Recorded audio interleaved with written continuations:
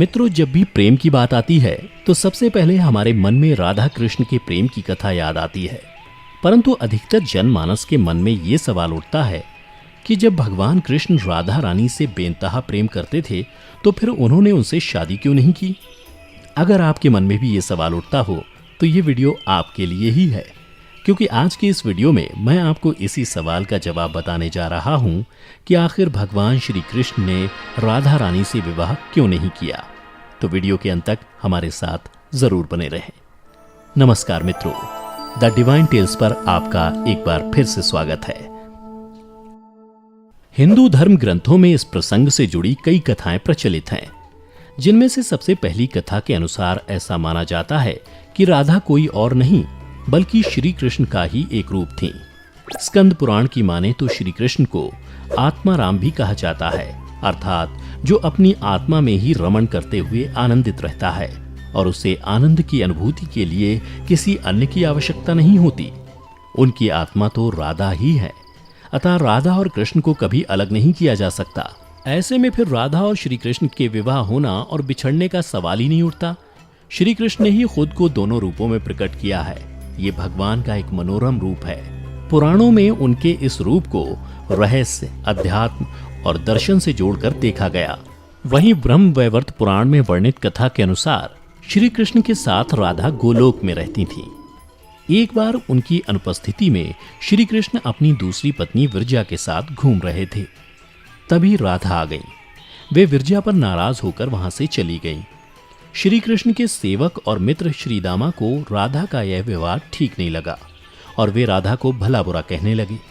राधा ने क्रोधित होकर श्रीदामा को अगले जन्म में शंखचूड़ नामक राक्षस बनने का श्राप दिया। इस पर श्रीदामा ने भी उनको पृथ्वी लोक पर मनुष्य रूप में जन्म लेकर 100 वर्ष तक कृष्ण विछोह का श्राप दे दिया। राधा को जब श्राप मिला था तब श्री कृष्ण ने उनसे कहा था कि तुम्हारा मनुष्य रूप में जन्म तो होगा, लेकिन तुम सदैव मेरे पास रहोगी। यही कारण था कि राधा और श्री कृष्ण का बचपन में विछोह हो गया था। जबकि रामचरितमानस के बालकांड के अनुसार एक बार विष्णु जी ने नारद जी के साथ छल किया था। उन्हें खुद का स्वरूप देने के बजाय वानर का स्वरूप दे दिया था। इस कारण वे लक्ष्मी जी के स्वयंवर में हंसी का पात्र बन गए और उनके मन में लक्ष्मी जी से विवाह करने की अभिलाषा ही रह गई थी। नारद जी को जब इस छल का पता चला तो वे क्रोधित होकर वैकुंठ पहुंचे और भगवान को बहुत भला बुरा कहा और उन्हें पत्नी वियोग का श्राप दे दिया। नारद जी के श्राप की वजह से रामावतार में भगवान रामचंद्र जी को सीता का वियोग सहना पड़ा था और कृष्णावतार में देवी राधा का। इसके अलावा एक अन्य पौराणिक कथा के अनुसार राधा श्री कृष्ण से 5 वर्ष बड़ी थी। राधा ने श्री कृष्ण को पहली बार जब देखा था जब उनकी मां यशोदा ने उन्हें ओखल से बांध दिया था। कुछ लोग कहते हैं कि वह पहली बार गोकुल अपने पिता वृषभानु जी के साथ आई थी, तब श्री कृष्ण को पहली बार देखा था। जबकि कुछ विद्वानों की माने तो कृष्ण और राधा की पहली मुलाकात संकेत तीर्थ पर हुई थी। जो भी हो, लेकिन जब राधा ने कृष्ण को देखा तो वह उनके प्रेम में पागल जैसी हो गई थी और कृष्ण भी उन्हें देखकर मोहित हो गए थे और फिर दोनों में प्रेम हो गया था। ऐसा माना जाता है कि तभी से राधा श्री कृष्ण की मुरली सुनकर बावरी होकर नाचने लगती थीं और वह उनसे मिलने के लिए बाहर निकल जाती थीं। जब गांव में कृष्ण और राधा के प्रेम की चर्चा चल पड़ी तो राधा के समाज के लोगों ने उसका घर से बाहर निकलना बंद करवा दिया। जिसके बाद एक दिन श्री कृष्ण ने अपनी माता यशोदा से कहा कि माता, मैं राधा से विवाह करना चाहता हूँ। यह सुनकर यशोदा मैया ने कहा कि राधा तुम्हारे लिए ठीक लड़की नहीं है। पहला तो यह है कि वह तुमसे 12 साल बड़ी है और दूसरा यह है कि उसकी मंगनी रायाण के साथ पहले से ही हो चुकी है और वह कंस की सेना में है जो अभी युद्ध लड़ने गया है। जब आएगा तो राधा का उससे विवाह हो जाएगा, इसलिए उससे तुम्हारा विवाह नहीं हो सकता। हम तुम्हारे लिए दूसरी कन्या ढूंढेंगे। लेकिन कृष्ण जिद करने लगे। तब यशोदा ने नंद से कहा। कृष्ण ने नंद की भी बात नहीं मानी। तब नंद बाबा कृष्ण को गर्ग ऋषि के पास ले गए। गर्ग ऋषि ने कृष्ण को समझाया कि तुम्हारा जन्म किसी खास लक्ष्य के लिए हुआ है। इसकी भविष्यवाणी हो चुकी है कि तुम तारणहार हो। इस संसार में तुम धर्म की स्थापना करोगे। तुम्हें इस ग्वालन से विवाह नहीं करना चाहिए। तुम्हारा एक खास लक्ष्य है।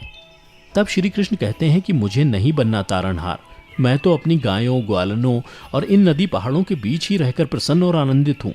और यदि मुझे धर्म की स्थापना करनी है तो क्या मैं इस अधर्म के साथ शुरुआत करूं कि जो मुझे चाहती है और जिसे मैं प्रेम करता हूं उसे छोड़ दूं?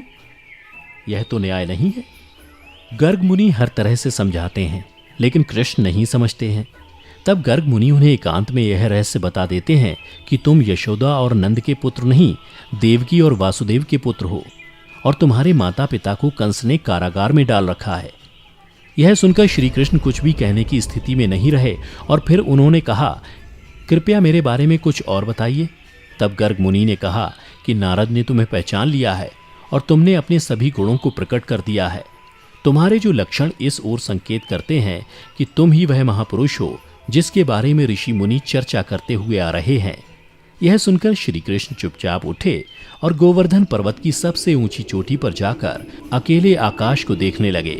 बस वे वहीं दिन भर रहे और सूर्यास्त के समय ज्ञान को उपलब्ध हो गए। वहीं से उनकी दशा और दिशा बदल गई। फिर उसके बाद श्री कृष्ण कंस के बुलावे पर वृंदावन छोड़कर मथुरा चले गए और इधर राधा का विवाह यशोदा के भाई प्रयाण से हो गया।